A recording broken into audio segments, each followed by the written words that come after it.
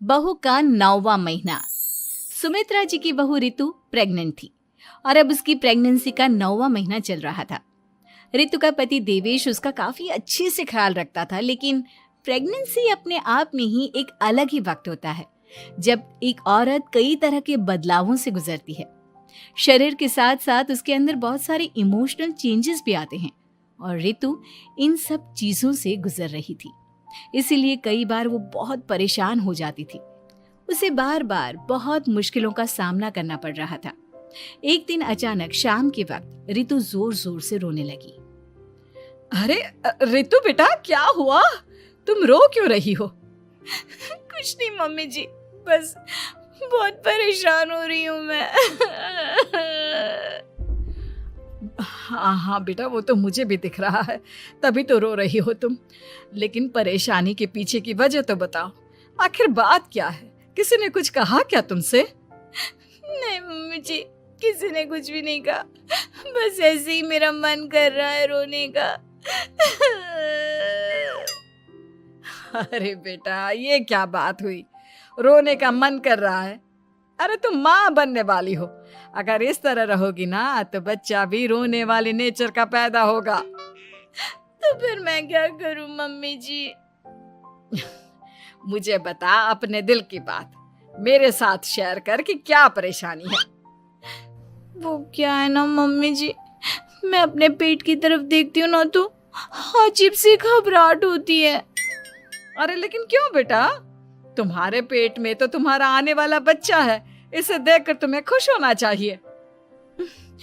Mummy जी वो क्या है ना, मेरा पेट इतना बड़ा हो गया है, शरीर की हालत ऐसी हो गई है तो सोच सोच कर डर लगता है कि मैं कभी फिर से पहले जैसी स्लिम और ब्यूटीफुल हो पाऊंगी क्या।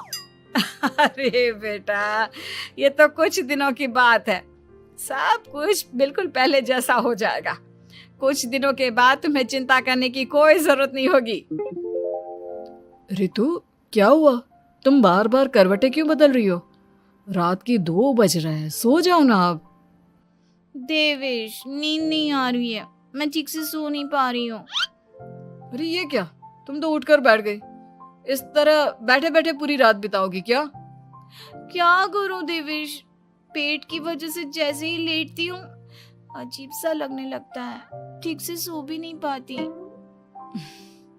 तुम एक काम करो, अपने पेट के बगल में एक तकिया लगा लो, तुम्हें ठीक से नींद आ जाएगी। वो भी करके देख लिया, अब तो लगता है जब तक बच्चा इस दुनिया में नहीं आएगा मैं ठीक से सो भी नहीं पाऊंगी।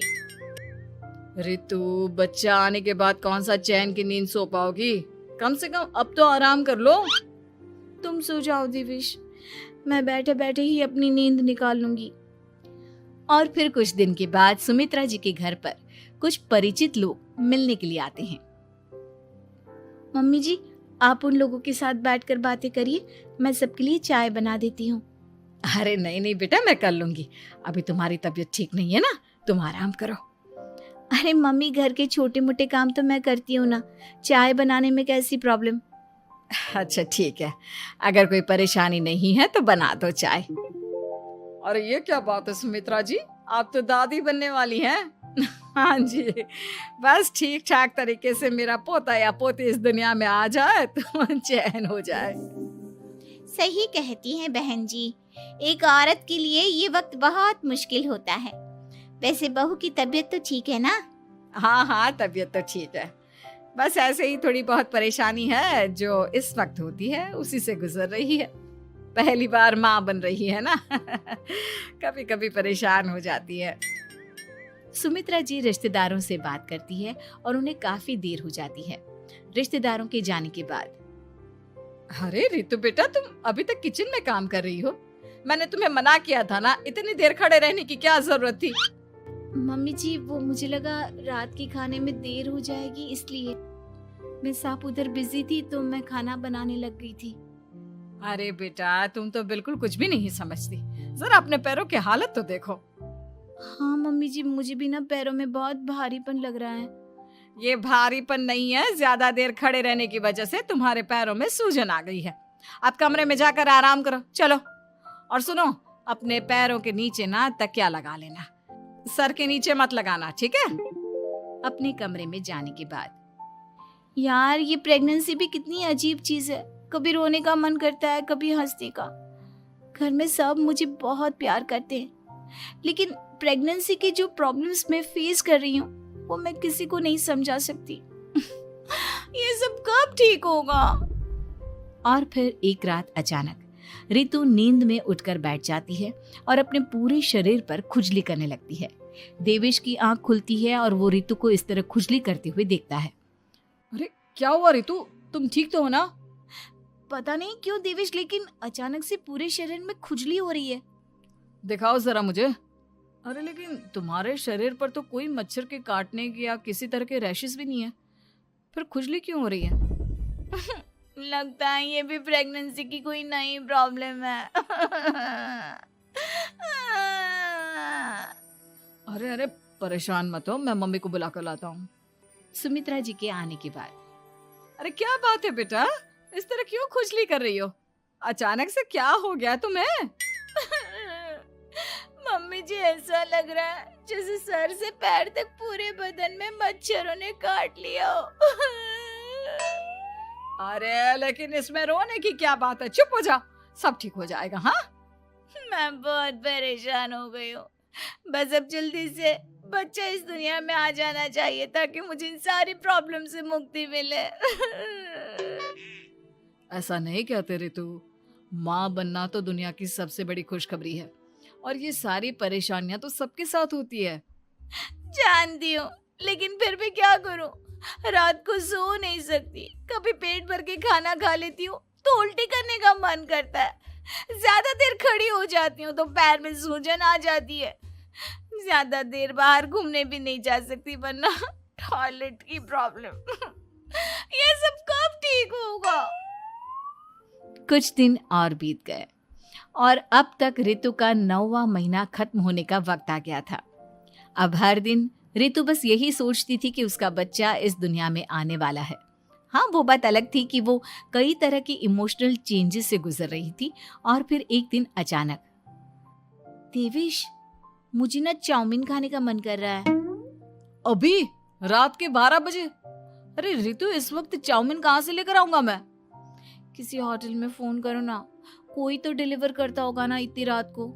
नहीं नहीं रितु, इतनी रात को कोई डिलीवर नहीं करता, तुम कल खा लेना, मैं कल तुम्हारे लिए लेकर आऊंगा बस। नहीं, मुझे अभी खाने का मन कर रहा है, मुझे अभी खाना है।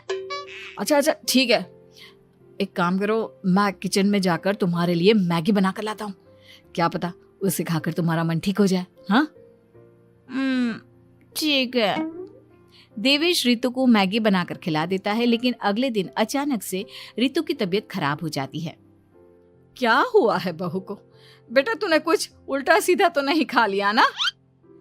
मम्मी वो कल आधी रात को चाउमीन खाने की बात कर रही थी तो मैंने इसे मैगी बनाकर खिला दी।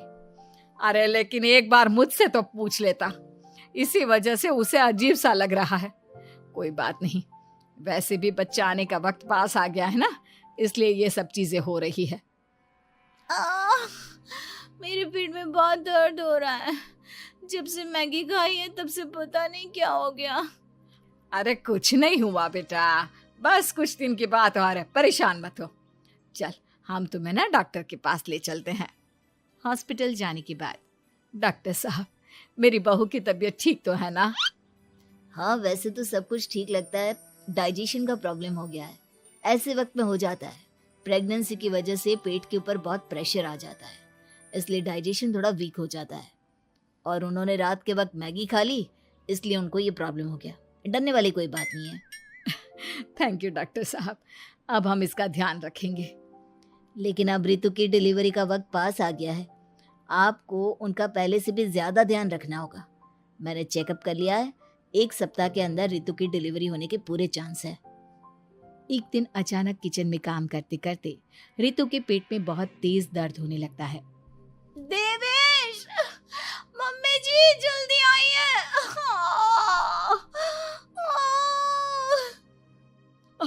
अरे क्या हुआ बहू, क्या हुआ तुम्हें? बहुत दर्द हो रहा है मम्मी, मेरे पेट में बहुत तेज दर्द हो रहा है, मुझसे खड़ा भी नहीं रहा जा रहा। इधर आ जाओ रितु, मैं तुम्हें बेड पर लिटा देता हूँ, सब ठीक हो जाएगा। बेटा, मुझे लगता है इसकी डिलीवरी का वक्त पास आ गया है। अब हमें रितु को हॉस्पिटल ले जाना होगा। वैसे भी डॉक्टर ने कहा था कि 1 सप्ताह के अंदर डिलीवरी कभी भी हो सकती है। मुझे बहुत दर्द हो रहा है, ऐसा लग रहा है जैसे मैं मर जाऊंगी। प्लीज मुझे बचा लो देवेश। अरे रितु, घबराओ मत, ऐसा कुछ नहीं होगा। हॉस्पिटल पहुंचने के बाद आप जल्दी से रितु को एडमिट करवा दीजिए और आप लोग बाहर वेट करिए। नहीं, मुझे बहुत दर्द हो रहा है। रितु, समझने की कोशिश करो, सब कुछ ठीक हो जाएगा। रितु को लेबर पेन शुरू हो गया था और वो काफी तकलीफ से गुजर रही थी। एक बच्चे को जन्म देते समय औरत जिस तकलीफ से गुजरती है उसे सिर्फ वही समझ सकती है। रितु की तकलीफ को देखकर देवेश भी काफी इमोशनल हो गया था। रितु को इस तरह चीखते देखकर उसे बहुत दुख हो रहा था, लेकिन आधे घंटे के बाद जब डॉक्टर अपने हाथ में रितु और देवेश की छोटी सी बच्ची को लेकर आया तो रितु के चेहरे पर स्माइल आ गई। रितु, ये देखो, तुम्हारी और मेरी नन्ही सी बेटी। ये तो एकदम परी की तरह दिखती है। दिखेगी क्यों नहीं, एकदम तुम पर गई है ना, इसलिए।